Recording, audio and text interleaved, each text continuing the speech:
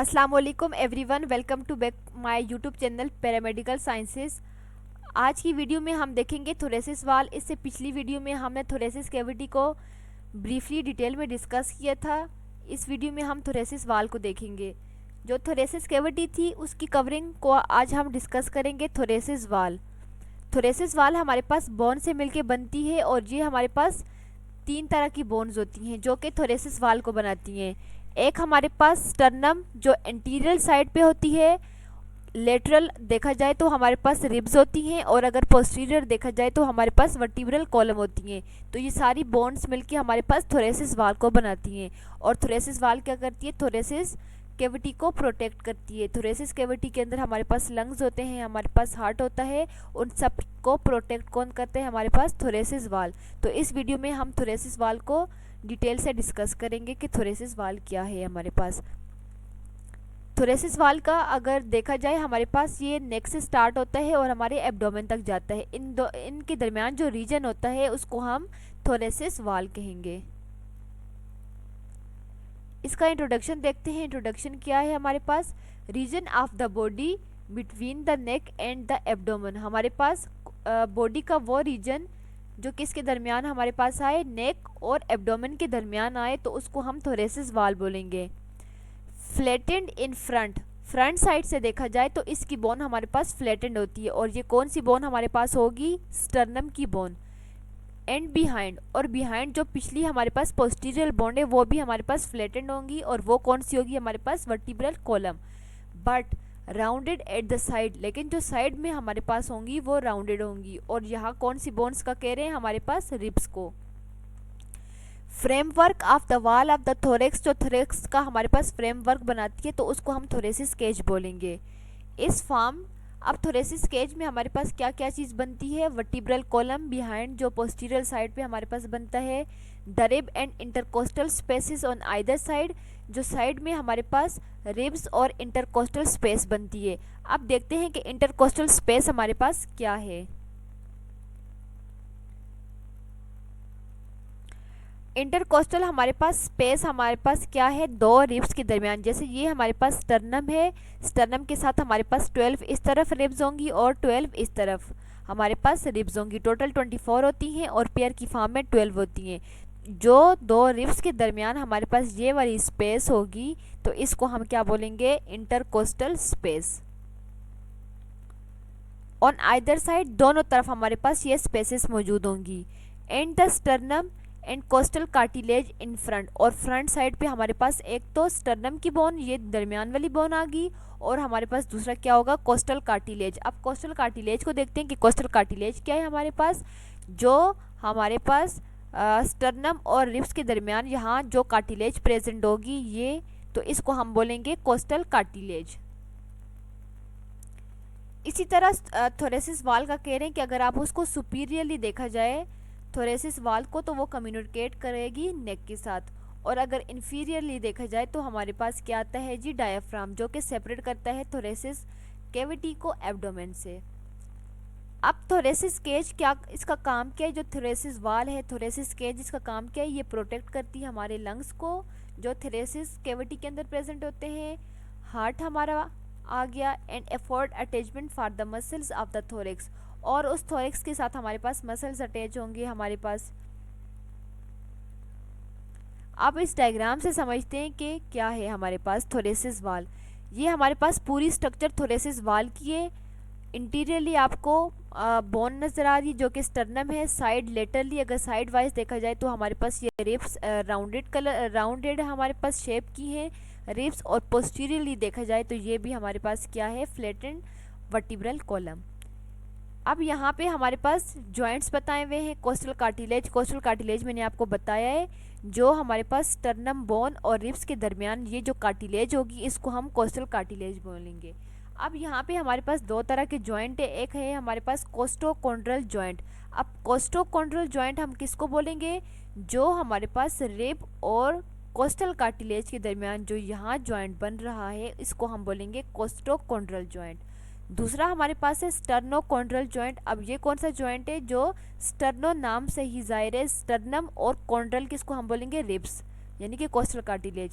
स्टर्नोकॉन्ड्रल joint हमारे पास वो joint है जो कि स्टर्नम और कोस्टल कार्टिलेज के दरमियान में बने, तो इसको हम क्या बोलेंगे, स्टर्नोकॉन्ड्रल जॉइंट। अब यहाँ पे हमारे पास रिब्स की बात की जा रही है। हमारे पास 12 पेयर की रिब्स होती हैं, उनमें जो 7 हमारे पास रिब्स होती हैं उनको हम ट्रू रिब्स कहते हैं। अब इनको ट्रू रिब्स क्यों कहा जाता है, क्योंकि ये डायरेक्टली हमारे पास किसके साथ अटैच हुई भी होती हैं, स्टर्नम बोन के साथ। ये कितनी होती हैं हमारे पास, 1 से 7 तक। अब हमारे पास 8 से 10 तक जो हैं वो हमारे पास फॉल्स रिब्स होती हैं। इनको फॉल्स रिब्स तब कहा जाता है क्योंकि ये हमारे पास एक दूसरे के साथ अटैच होती हैं। जैसे आप यहाँ डायग्राम में देखें, ये 7, ये जो 7 हमारे पास रिब है, अब 8 जो है 7 के साथ अटैच होगी। अब जो 9 है वो 8 के साथ, यानी कि ये एक दूसरे के साथ अटैच हुई भी होती हैं। और ये हमारे पास 3 रिब्स होती हैं जिनको हम फॉल्स रिब्स कहते हैं। अब लास्ट हमारे पास 2 रिब्स रहेगी, उनको कहा जाता है फ्लोटिंग रिब्स। अब इनको फ्लोटिंग रिब्स क्यों कहा जाता है, ये किसी के साथ अटैच नहीं होती, ये पोस्टीरियरली तो हमारे पास वर्टिब्रल कॉलम से अटैच होती हैं, लेकिन एंटीरियर साइड पे आके ये किसी के साथ भी अटैच नहीं होती।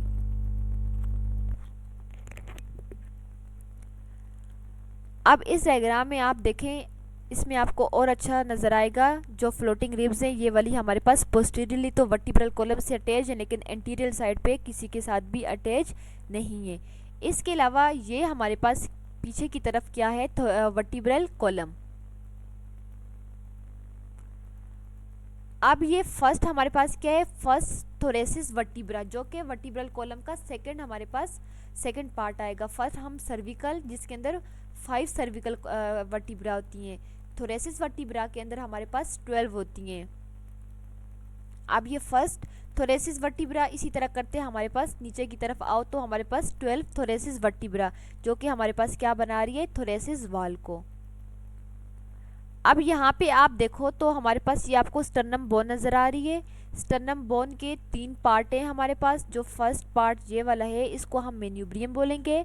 ये जो हमारे पास सेकंड पार्ट है इसको हम स्टर्नल बॉडी का जो है स्टर्नल बोलेंगे, स्टर्नम ऑफ बॉडी। और जो सबसे नीचे आपको एंड पे नज़र आ रहा है ये हमारे पास जिफोइड प्रोसेस है। इसके अलावा हमारे पास जो मेन्यूब्रियम के ऊपर आपको ये एक नोच सा नज़र आ रहा है, इसको हम कहते हैं जुगुलर नोच।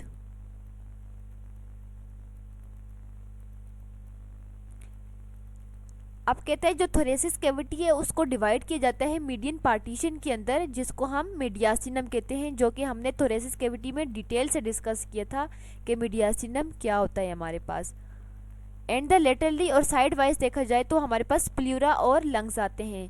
लंग्स की जो कवरिंग होती है उसको प्लूरा कहा जाता है, और ये 2 तरह की होती है।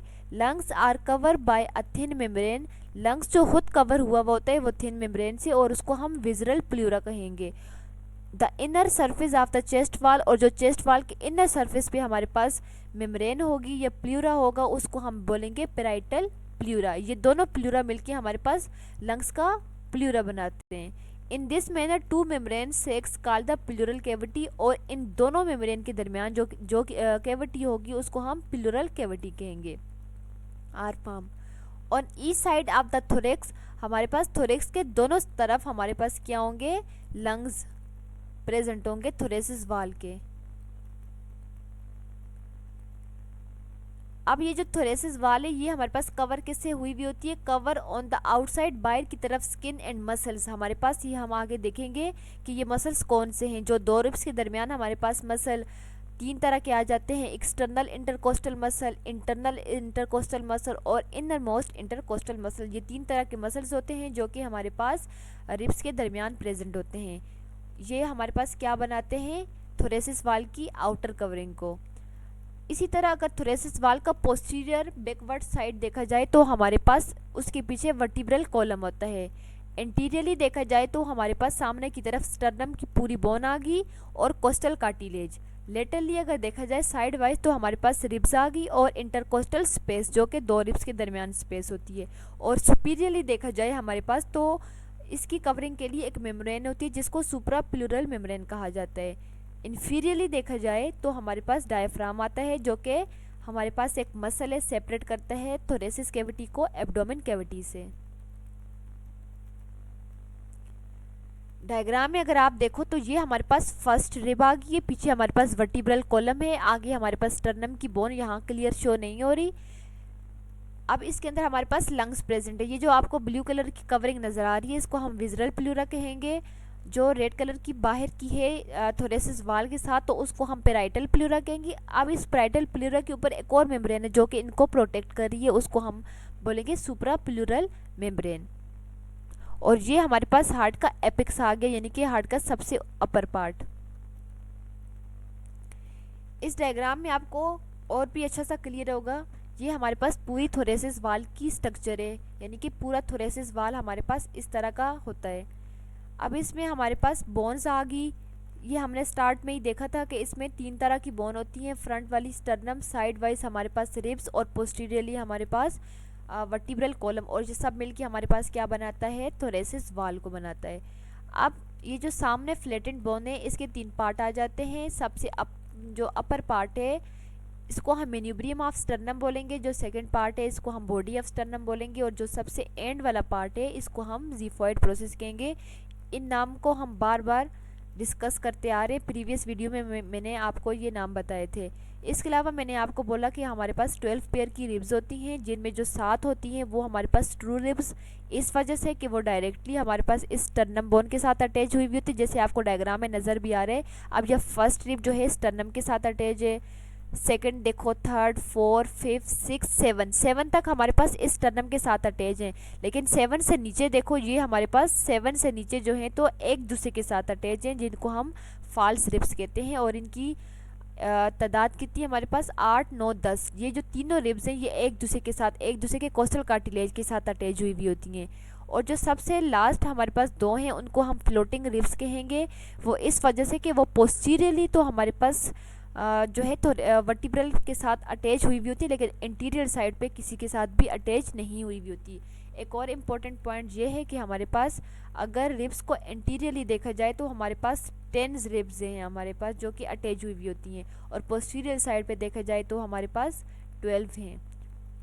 और अगर इनकी स्पेसिस की बात की जाए तो इंटीरियर साइड पे हमारे पास जो हैं तो कितनी स्पेसिस आएंगी, 9 इंटरकोस्टल स्पेसिस, क्योंकि 10 हमारे पास अटैच है ना, 10 जो हैं रिब्स अटैच हैं, तो उनके दरमियान जो स्पेसिस होंगी वो 9 बनेंगी। और अगर पोस्टीरियर साइड पे देखा जाए तो हमारे पास 12 की 12 अटैच हुई भी होती हैं, और उनके दरमियान जो स्पेसिस इंटरकोस्टल स्पेस होगी वो हमारे पास 11 होगी। ये हमारे पास जो है इस मेन्यूब्रियम, ये जो स्टर्नम की स्ट्रक्चर है, इस स्ट्रक्चर में आपको 3 पार्ट नज़र आ रहे हैं। पहले को मेन्यूब्रियम, सेकंड को बॉडी ऑफ स्टर्नम, थर्ड को हमारे पास ज़िफॉइड प्रोसेस।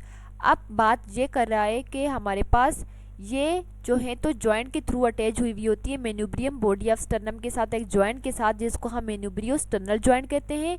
इसी तरह जो बॉडी ऑफ स्टर्नम है वो ज़िफॉइड प्रोसेस के साथ भी एक जॉइंट से अटैच हुई होती है, जिसको हम ज़िफस्टर्नल जॉइंट कहते हैं। इसके अलावा आपको इस स्ट्रक्चर में नोचिस नज़र आ रही होगी। इस नोचिस में क्या होते हैं, हमारे पास रिब्स अटैच हुई होती हैं। यहाँ हमारे पास मेन्यूब्रियम में एक रिब का जो है नोच होता है, और जो बॉडी ऑफ स्टर्नम है वो 2 से लेकर 7 तक अटैच हुई भी होती हैं, यहाँ नोचेस होती हैं। इसके अलावा यहाँ पे आपको 2 नोचेस नज़र आ रही हैं, एक को हम जुगुलर नोच कहेंगे जो हमारे पास मेन्यूब्रियम के बिल्कुल मिड लाइन में है। साइड दोनों तरफ देखा जाए तो हमारे पास ये क्लेविकुलर नोच आती है। अब हम स्टर्नम के सब पार्ट को 1 बाय 1 देखेंगे कि ये क्या है। अब फ्लैट बोन स्टर्नम हमारे पास एक फ्लैट बोन है जो कि कहाँ पे लाई करती है, इंटीरियरली चेस्ट वाल के मिड लाइन के अंदर। अब इसके 3 पार्ट आगे हैं। पहले पार्ट को हम मेन्यूब्रियम स्टर्नाई बोलेंगे, सेकंड को हम बॉडी ऑफ स्टर्नम बोलेंगे, और थर्ड को हम ज़िफॉइड प्रोसेस बोलेंगे। अब इनको 1 बाय 1 देखते हैं कि ये क्या है हमारे पास। मेन्यूब्रियम की अगर बात की जाए तो ये स्टर्नम का सबसे अपर पार्ट है, और ये आर्टिकुलेट हुआ होता है बॉडी ऑफ स्टर्नम में, किसके साथ, एक जॉइंट के साथ, जो कि जिसको कहा जाता है मेन्यूब्रियो स्टर्नल जॉइंट। ये मैंने पीछे भी आपको डायग्राम में बताया, ये वाला, ये मेन्यूब्रियम है और ये बॉडी ऑफ स्टर्नम है। इन दोनों के दरमियान ये जो जॉइंट बन रहा है इसको हम बोलेंगे मेन्यूब्रियो स्टर्नल जॉइंट। तो ये कह रहा है कि हमारे पास जो मेन्यूब्रियम है वो आर्टिकुलेट कर रहा होता है बॉडी ऑफ स्टर्नम के साथ, कौन से जॉइंट के थ्रू, मेन्यूब्रियो स्टर्नल जॉइंट के थ्रू। इसी तरह जो मेन्यूब्रियम है वो आर्टिकुलेट कर रहा होता है क्लेविकल बोन्स के साथ। किस तरह से, हमारे पास ये देखो, आप देख सकते हैं कि ये हमारे पास आर्टिकुलेट कर रहा है क्लेविकुलर नोच, क्योंकि यहाँ पे हमारे पास बोन अटैच होगी क्लेविकल बोन। इसके अलावा ये हमारे पास किससे आर्टिकुलेट कर रहा होता है, हमारे पास फर्स्ट कोस्टल कार्टिलेज, जो पहली कोस्टल कार्टिलेज है उसके साथ भी। इसी तरह अगर मेन्यूब्रियम का ऑपोजिट यानी कि पोस्टीरियर साइड देखा जाए तो इसके पोस्टीरियर साइड पे हमारे पास थर्ड और फोर्थ थोरेसिस वर्टिब्रा आएंगी, यानी कि थोरेसिस वर्टिब्रा की कौन से वर्टिब्रा, थर्ड और फोर्थ। डायग्राम में आपको शो हो रहा है कि हमारे पास ये जो ग्रीन पार्ट है इसको हम मेन्यूब्रियम कहेंगे, ये हमारे पास जो ब्लू है इसको हम कहेंगे बॉडी ऑफ स्टर्नम, और ये आपको जो छोटा सा पर्पल नज़र आ रहा है कलर में इसको हम जिफोइड प्रोसेस कहेंगे। अब स्टर्नम का सेकंड पार्ट देखते हैं, बॉडी ऑफ स्टर्नम। ये क्या है हमारे पास, ये आर्टिकुलेट, ये दो तरह से आर्टिकुलेट करते हैं क्योंकि ये मिड में प्रेजेंट है ये वाला हमारे पास पार्ट, तो ये दो तरफ से आर्टिकुलेट करेंगे, अपर पार्ट से और लोअर पार्ट से। अपर पार्ट से किसके साथ आर्टिकुलेट करेगा, मेन्यूब्रियम के साथ, और कौन से जॉइंट के थ्रू, मेन्यूब्रियो स्टर्नल जॉइंट के थ्रू। इसी तरह अगर लोअर साइड पे देखा जाए तो ये आर्टिकुलेट करेगा जिफोइड प्रोसेस के साथ, कौन से जॉइंट के थ्रू, जिफस्टर्नल जॉइंट के साथ। इसके अलावा बॉडी ऑफ स्टर्नम में हमारे पास ये आर्टिकुलेट करेंगे सेकेंड से 7 कोस्टल कार्टिलेज के साथ। अब हम स्टर्नम का थर्ड पार्ट देखते हैं, जिफोइड प्रोसेस। ये हमारे पास सबसे लोअर पार्ट होता है और ये हमारे पास थिन फ्लेट ऑफ कार्टिलेज, ये कार्टिलेज का बना हुआ होता है। अब जिफोइड प्रोसेस में होता क्या है कि इसके साथ कोई हमारे पास रिब और ना कोई कोस्टल कार्टिलेज अटैच हुई भी होती है। इस पार्ट के साथ हमारे पास कोई ना रिब अटैच होती है और ना कोई कोस्टल कार्टिलेज हमारे पास अटैच होती है। अब इस डायग्राम में आपको और क्लियर नज़र आ रहा है कि ये हमारे पास यहाँ पे नोचेस बननी है, ये हमारे पास फर्स्ट रिब है जो कि मेन्यूब्रियम के पार्ट से आर्टिकुलेट हुई हुई है। यहाँ पे हमारे पास क्लेविकुलर नोच है, यहाँ हमारे पास कौन सी बोन अटैच होगी, दोनों साइड पे हमारे पास क्लेविकल बोन। अब जो सेकंड कोस्टल कार्टिलेज है वो हमारे पास इस टर्नल एंगल से ओरिजिनेट होगी। थर्ड भी देखें, फोर्थ, फिफ्थ, ये सारे हमारे पास नोचेस बने हुए हैं जहाँ से हमारे पास जो है रिब्स ओरिजिनेट होती हैं।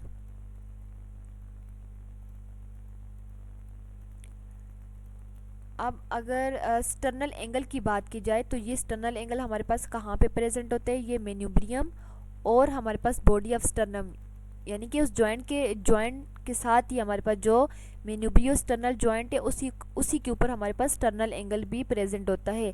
अगर ऑपोजिट देखा जाए तो ये हमारे पास कौन सी वर्टिब्रल डिस्क आएंगी, हमारे पास 4 से 5 थोरेसिस वर्टिब्रा आएंगी। इसी तरह अगर बात की जाए जिफस्टर्नल जॉइंट की, अगर इसको बैकवर्ड तरफ से देखा जाए तो ये हमारे पास थोरेसिस वर्टिब्रा की 9 थोरेसिस वर्टिब्रा के बैकवर्ड आएंगी। अब स्टर्नम की बात की जा रही है कि हमारे पास 12 पेयर्स में रिब्स होती हैं और ये सारी अटैच हुई होती हैं पोस्टीरियल हमारे पास किसके साथ, वर्टिब्रल कॉलम के साथ, और एंटीरियरली ये हमारे पास स्टर्नम बोन के साथ। अब इनको डिवाइड करते हैं 3 कैटेगरी के अंदर। पहली हमारे पास ट्रू रिब्स आएंगी, सेकंड हमारे पास फॉल्स रिब्स आएंगी और थर्ड पे हमारे पास फ्लोटिंग रिब्स आएंगी। अगर ट्रू रिब्स की बात की जाए तो ये मैंने आपको पीछे डायग्राम से भी समझाया कि हमारे पास जो अपर 7 पेयर की रिब्स होती हैं जो कि एंटीरियरली अटैच हुई होती हैं स्टर्नम के साथ और कोस्टल कार्टिलेज के साथ, तो ये कितनी पेयर्स होंगी, हमारे पास 7, तो इनको हम ट्रू रिब्स कहेंगे। फॉल्स रिब्स में हमारे पास 8, 9, 10 पेयर ऑफ रिब्स आती हैं जो कि अटैच तो इंटीरियरली हुई हुई होती है लेकिन ये एक दूसरे के साथ, एक दूसरे के कोस्टल कार्टिलेज के साथ अटैच हुई हुई होती हैं।